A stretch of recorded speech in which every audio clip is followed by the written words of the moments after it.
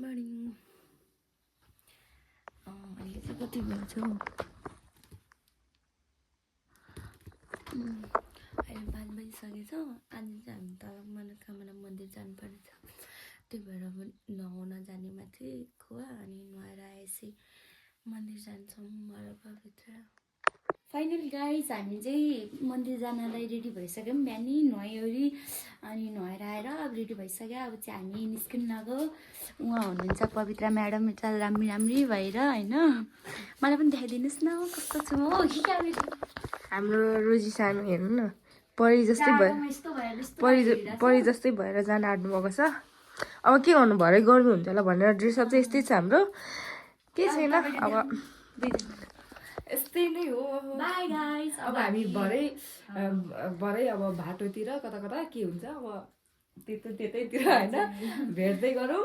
अनि तल पुगेपछि पनि तपाईँहरूलाई देखाउने छौँ। अब हामी उता काउन्टरमा गएर गाडीमा चढेर जानुपर्ने हुन्छ। हाम्रो रोजी सानोको भ्लगलाई अलिक सपोर्ट गरिदिनु सबैजनाले। न्यू हो, नयाँ अलिक आउँदैन हामीलाई एडिट गर्नु, बिस्तारै सिक्दैछौँ होइन। बोल्नु पनि आउन, मलाई त मेरो आवाजै मन। फाइनली गाइस हामी चाहिँ काउन्टर आइपुग्यौँ। अब यहाँ हेरौँ अब गाडी भेनहरू के जान्छ।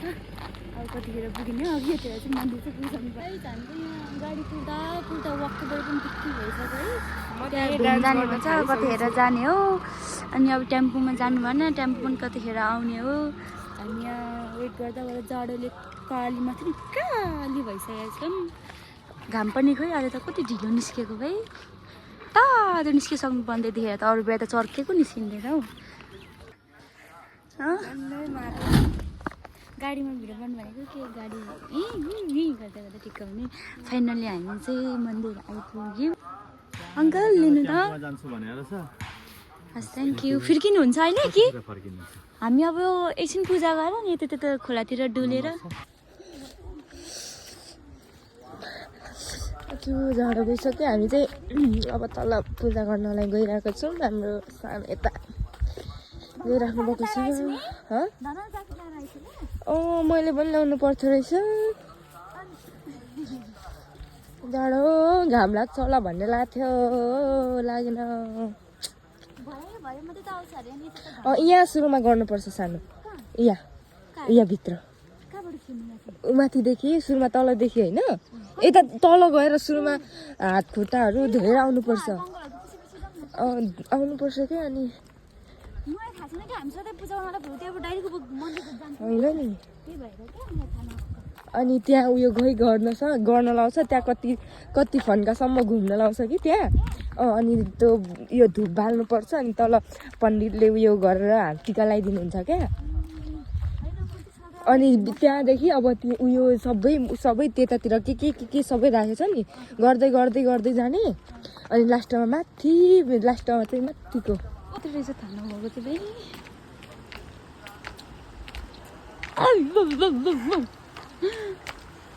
हामी त पहिला त के हात खुट्टा मात्रै धोयौँ, अरू त केही पूजै गरेनौँ।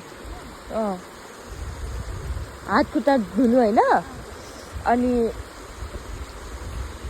ढोग्नु न।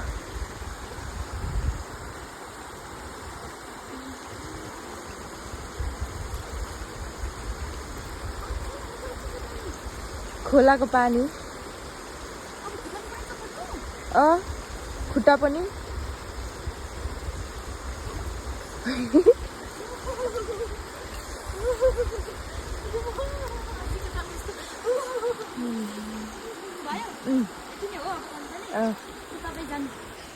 कति चिसो पानी हो क्या भगवान।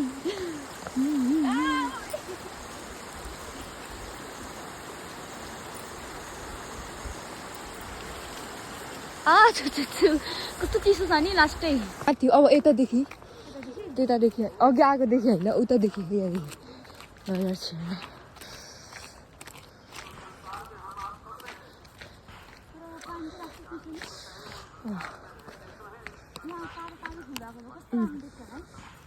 कपाललाई चाहिँ डल्लो पार्नुपर्छ। डल्लो भन्दा पनि यसरी चिम्टीले फुकन नछोड्नु हुँदैन। त्यो उनीहरूले गर्दैछ नि त्यसरी। त्यसरी गर्नुपर्छ।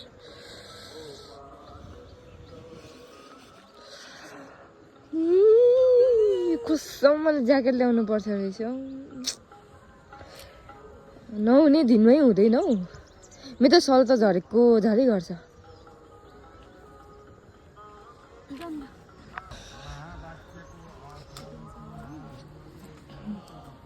खै मलाई पनि दिनु।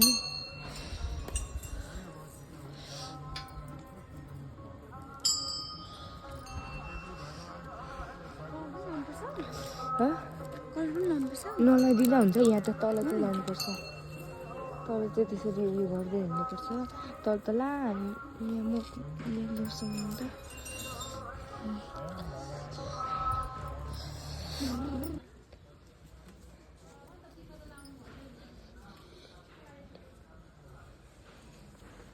हाम्रो चाहिँ पूजा सकेर टिकाहरू लाउने भइरहेको छ। मैले चाहिँ लगाइसकेँ। सानोको पालो भइरहेको छ। मैले म भिडियो त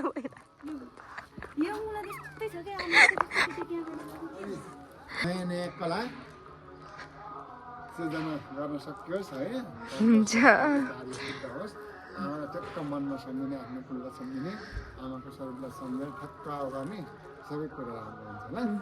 सधैँ जान सक्ने, अप्ठ्यारो बाटोमा नगर्ने, खराब बाटोमा खराब साथीको सङ्गतबाट बच्ने, सबैभन्दा ठुलो कुरा नारीको शक्ति भनेको संस्कार हो। आफ्नो संस्कार र संस्कृतिलाई चाहिँ सदैव प्रवर्धन गरेर जाने। आफ्नो अब तपाईँ कलामा जानुहुन्छ, उसमा जाँदाखेरि हुन्छ, सांस्कृतिक क्षेत्रमा जाँदाखेरि मान्छेको आफ्नो उद्देश्यले गर्दाखेरि मैले के सूचना दिन के भन्न चाहेको त भन्दाखेरि तपाईँको आफ्नो भाषा, आफ्नो राईको हुन्छ, राईको भाषा के हो, राईको भेष के हो, त्यो कुरालाई पनि बेला बेलामा पोइन्टेड गरेर जागृति। किनभने कला क्षेत्रमा गइसकेपछि तपाईँहरूले माथि पुगिसकेपछि त्यो कुराहरूलाई प्रश्न गऱ्यो भने अनुयायीहरूले चाहिँ त्यो कुराको सत्य रूप धारण गरेर जान्छ। त्यही भएर त्यो कुराको पनि निर्णय गर्नु जरुरी छ। अहिले समाज भड्केको छ नि त, भड्केकोलाई कहाँ सबै क्षेत्रबाट।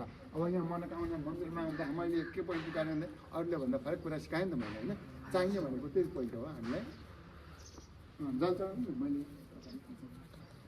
यहाँ जल चढाउनु अनि त्यसले गर्दाखेरि हामीले हरेक क्षेत्रबाट आफ्नो मेन पोइन्ट भनेको भाषा, भेष र संस्कार। हाम्रो समाजले राज्यले चाहिँ अब राज्यले अधिकार दिन्छ, अधिकार दिएपछि अधिकारको दुरुपयोग भइरहेको छ होइन। त्यसले गर्दा हरेक कुराको हामीसँग ज्ञान छ, हामीसँग शक्ति छ, हामीसँग चेतना छ। त्यो शक्तिको चेतनाको सदुपयोग भयो भने अनि मात्रै हाम्रो समाजको उत्थान हुन्छ है। ल जय श्री राम, जय मन। यहाँ आएर जसले पुकार गर्छ, बिन्ती गर्छ, उसको हर मनोकामना सिद्धि हुन्छ। यो मनोकामना माताको छत्रशिला भनिन्छ। यो छाता भनेको आकाशको रूप भयो, शिला भनेको पृथ्वीमा रहने सबै किसिमका प्राणीहरूको प्राकृतिक नक्सा चित्रण भएको।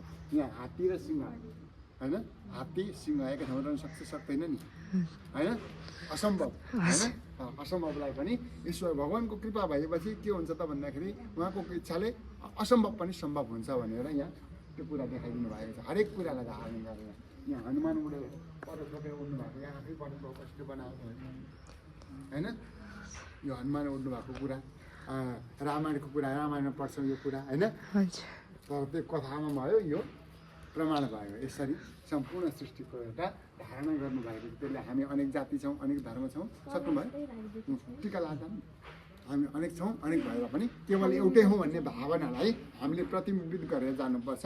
र हजुरको तपाईँको हर कर्म सबै सफलतामा रहोस् र सत्यमा रहोस्। जय श्री राम, जय श्री राम। कति नचढाउनु ल मैले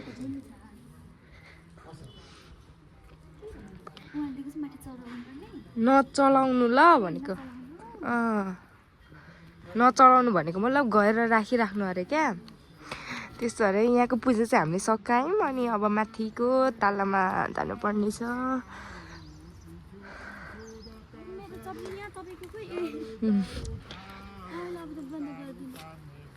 फाइनल अब हामी तलको पूजा सकेर आएको। अब यहाँ माथिको मन्दिरमा जानुपर्ने छ। जाँदैछौँ यता।